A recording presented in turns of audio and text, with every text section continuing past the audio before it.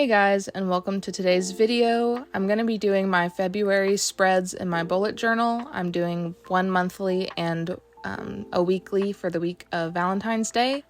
You can kind of see in the top right corner that I got a little Hello Kitty Valentine's Day box. I got it from Walmart, and it came with a pack of stickers. You can kind of see them in the left corner, and I'm just using those to kind of lead me through the artistic side of this, I guess. Putting down the stickers and the washi tape, and just as far as color choices and stuff go. So this video is going to be kind of low-key, just me chatting about things, why I'm into bullet journaling, what I like about it, and some goals that I have moving forward into 2023.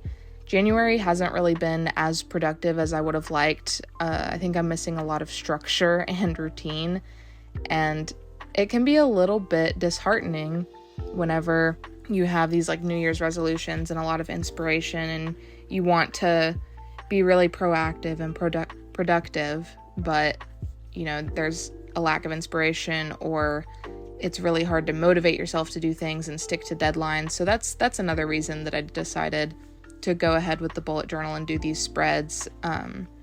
But I have ADHD and possibly autism, so the ADHD side of me is very bad at organizing and keeping things, in a routine and going smoothly. But the possibly autistic side is gonna freak out if I don't have a very detailed plan. So I think I'm gonna have to force myself to stick with this kind of stuff to kind of keep my ADHD, on track and get the train to where it needs to go kind of thing. And it also really helps me to mark important dates and stuff, because I always tend to forget them, especially appointments. Whenever you're scheduling them months prior, it's hard to be oh yeah, the thing that I talked about 2 months ago is coming up today. It's impossible for me to remember. So it's really helpful to have that stuff written down, especially all in one place with a bullet journal, because sometimes I just need a quick to-do list, and I don't need that to be as, I guess, decorative as the monthly spreads. I think that the decorating aspect of it makes it more fun for me. The decoration aspect and getting things to look really cute kind of helps me want to fill it out, but it can also be kind of intimidating because you want everything to look perfect, and sometimes it's hard to balance those aspects of everything. Oh, you can kind of see Kiri walking on my desk there. He's such a little menace. So I kind of want to just be kinder to myself with things and allow myself to not have everything be super pretty. It's not like I have to share this with you guys. If I have some ugly pages, it's not going to be the end of the world. But I want to practice more active processing. If you don't know, a lot of neurotypical people can do what is called passive processing, and neurodivergent folks are more inclined to not have that ability, I guess is the best way to put it. Passive processing is where you can kind of go about your day-to-day and, process the things around you, take it in, and it's not going to overwhelm you. But with active processing, neurodivergent people can kind of talk out what happened throughout their day, or if they went to a grocery store and it freaked them out really bad, do they need to talk to a friend about it, or vent about it to help them process that situation a little bit better so that it makes it less overwhelming. And kind of with just emotions in general, it's best to write it down, get those thoughts out, or even just have a little personal podcast in your notes or something.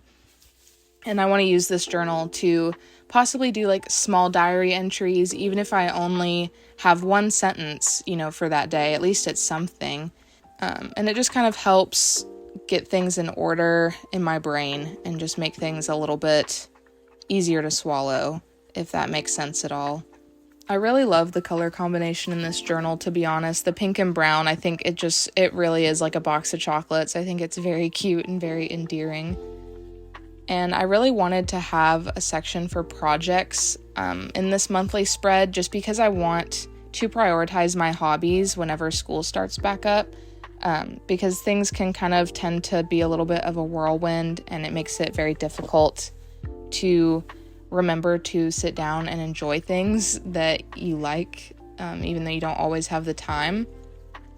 And so I thought it would be really fun to have these little sticky notes that I could write what my project was on the sticky note and then move it from the done section to above it so that it's kind of like a little reward for completing a project. I don't know if I'll have 3 this month, but I'm really thinking about trying to do a sewing project for myself, maybe do a custom or 2, like a little LPS custom. Even if it's just like an artwork or something, I think that would be really fun to just set a goal for myself to complete those. And I used a little sticky note heart template on the weekly because I thought it would be really cute to have the days be hearts, just because I love Valentine's Day. I think it's really fun just to kind of show love to people around you. You know, whether you have a partner or not, you can still, you know, show love to your friends and family and stuff like that. So kind of get back on track with what I want to do with this journal and experiences that I've had with journaling in general. I think a lot of people can relate to buying a planner and then never using it, and then buying a new planner and never using it, and just the cycle repeats on, or you use it for a week or so, or it doesn't have everything you want, or you're bouncing back between journals and diaries and planners, and it's just too much to keep up with. It's easier to have one book with you. And I think that a bullet journal can also be kind of a sketchbook in a way, or a project book to keep track of things.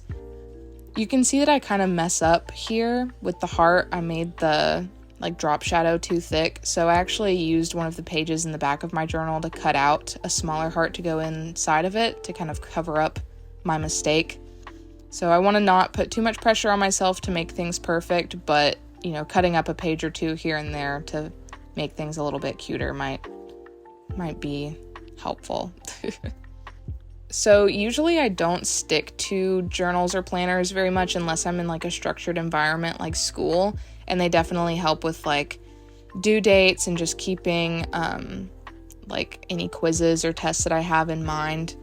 But whenever I'm at home and I don't have something structured, somewhere to go every day, it's really difficult to force myself to sit down with a journal. And I kind of want to try to do it like either every morning or every night, just so that like in the morning, because I already wake up a little bit early just to make sure I have time for breakfast and to feed my cats and all that stuff. So I could wake up maybe 30 minutes earlier just to maybe write some intentions for the day or make sure that my to-do list is in check. But at the same time, it may be easier for me to do it at night because obviously sometimes it's really hard to wake up in the morning and the last thing you want to do is write about it, or wake up earlier to write about it.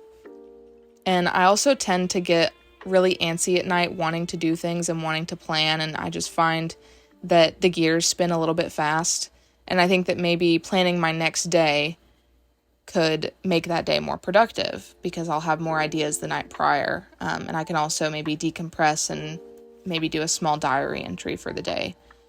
And I still haven't forced myself to do that. I kind of told myself I'd do it once school starts back up because then I will have that structure and routine. But at the same time, I need to teach myself to create my own routines and keep my own structure and keep myself accountable, you know, without an external force.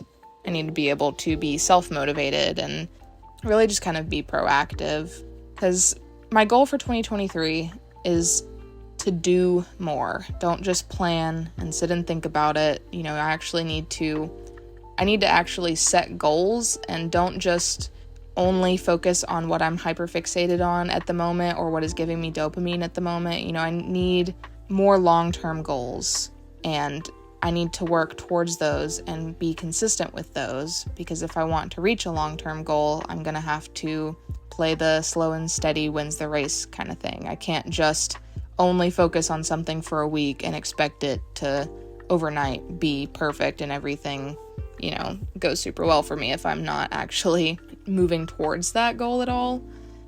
I hope you guys like the spreads. I think they turned out super duper cute. If you enjoyed my video and you want to see more of me in your feed, please go ahead and hit the subscribe button. And if you feel like commenting, I would love to hear if you're doing something in your bullet journal or if you just have any other notes or thoughts on the video. I do read every single comment, and it means so much to me whenever y'all engage with my content. If you feel like liking the video, that would definitely help and push the engagement a little bit. I also post on Instagram and TikTok, and the links for that will be down below. I'll also have my Etsy shop down below, and that should be getting launched this week if the snow goes away, so keep your fingers crossed for that. and I will see y'all in the next one. Bye.